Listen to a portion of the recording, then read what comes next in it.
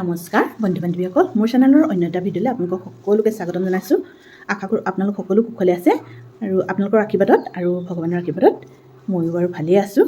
আজি মই এটা ৰেচিপি লৈ আহিছোঁ, যিটো শাকৰ ৰেচিপি লৈ আহিছোঁ। এই শাকটো আমাৰ মাজৰ পৰা লাহে লাহে হেৰাই যাব ধৰিছে পাহৰণিৰ গৰ্ভত, আৰু নতুন প্ৰজন্মই নিশ্চয় বহুতে চিনিয়ে নাপায় শাকবিধ। এই শাকবিধ হৈছে লেহেতি শাক। দেখিছেনে?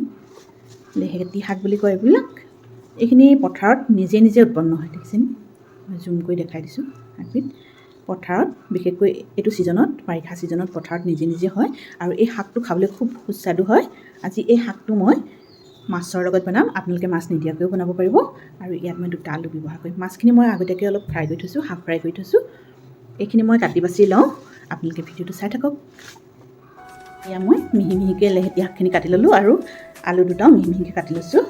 আৰু ফোড়নৰ কাৰণে এয়া মই লৈছোঁ এটা পিঁয়াজ, 2 ফুটামান নহৰু পাতল পাতলকৈ কাটি লৈছোঁ, 3টা কেঁচা জলকীয়া, আৰু ফোড়নত ব্যৱহাৰ কৰিম মই এয়া অকণমান জিৰা দিম, গোটা জিৰা। তেতিয়াহ'লে অলপ ভিডিঅ'টো আৰম্ভ কৰোঁ। কেৰাহী এখন মই আগতীয়াকৈ পাতি থৈছিলোঁ।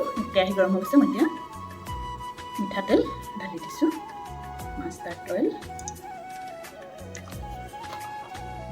তেল গৰম হৈ গৈছে। এতিয়া প্ৰথমতে গোটা জিৰাকেইটা দি দিছোঁ,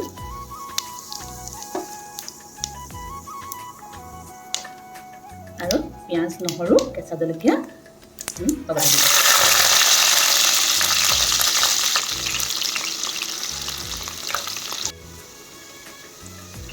পিঁয়াজ, নহৰুখিনি ভজা হৈ গৈছে। এতিয়া মই শাকখিনি দি দিম ইয়াত।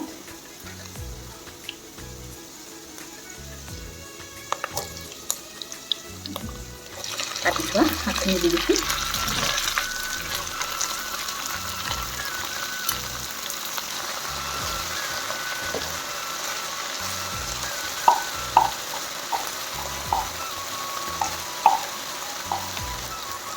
তেলতে হালধিটো দিব লাগিছিল, হালধিটো মই দিবলৈ পাহৰি গ'লোঁ। সেইকাৰণে এতিয়া মই এইখিনি মাজতে খালী কৰি হালধিটো দি দিছোঁ।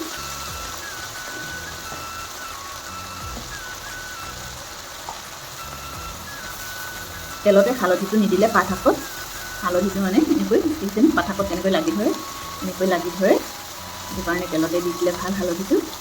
এতিয়া মই এইখিনি মিক্স কৰি দিছোঁ।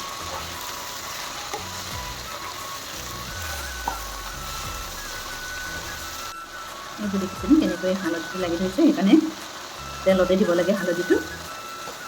মই সদায় তেলতে দিওঁ, আজি ভুল হৈ গ'ল কথাটো। একো নাই বাৰু, এতিয়াও হৈ যাব। এতিয়ালৈকে মই নিমখ দিয়া নাছিলোঁ। এতিয়া মই শাকখিনি জামৰি গৈছে, সেইকাৰণে নিমখ 1 চামুচ দি দিছোঁ। কমি যাব শাকটো, যিহেতু মাছতো নিমখটো দিয়া আছে, সেইকাৰণে বেছি হৈ গ'লে দিগদাৰ হ'ব। যিহেতু মই পানী ব্যৱহাৰ নকৰোঁ, পানী দি বনালে ভাল নালাগে খাবলৈ। ইয়াত লেহেতি শাকত যিটো পানী আছে, সেই পানীটোতে মাছটো মই আগতীয়াকৈ দি দিম। এতিয়া মাছটো দি দিব লাগিব। মাছটো দি দিছোঁ। মাছত কণী আছিলে দেখিছেনে? মাছখিনি কালিয়ে অনা যে, মই কাৰেণ্ট নাই কাৰণে গোটেইখিনি হাফ ফ্ৰাই কৰি দিছিলোঁ। এতিয়া লগতে সিজি যাব মাছখিনি, আধা ভজা হৈ আছে যিহেতু। এতিয়া মই সাধাৰণ ৰেচিপি, আৰু ইয়াত কোনো ধৰণৰ মছলা ব্যৱহাৰ নকৰোঁ। মই মাত্ৰ নহৰুৱে দিছোঁ আৰু কেইটামান গোটা জিৰা দিছোঁ। এয়া হৈছেগৈ আৰু চব। এয়া আলু সিজি গ'ল। একেবাৰে কম সময়ত ৰান্ধিব পৰা এবিধ লেহেতি শাক। যদি আপোনালোকে আজিলৈকে খাই পোৱা নাই, এবাৰ হ'লেও খাই চাব দেই। এয়া চব মোৰ লেহেতি শাকৰ চব্জি হৈ গ'ল। একেবাৰে কম সময়ত ৰান্ধিব পৰা ৰেচিপি এইটো। ভিডিঅ'টো চাই যদি ভাল লাগে, সকলোৱে লাইক, কমেণ্ট, শ্বেয়াৰ কৰিব। পুনৰ নতুন এটি ভিডিঅ'ত লগ পোৱাৰ প্ৰতিশ্ৰুতিৰে মই আজিলৈ আহিছোঁ। বাই।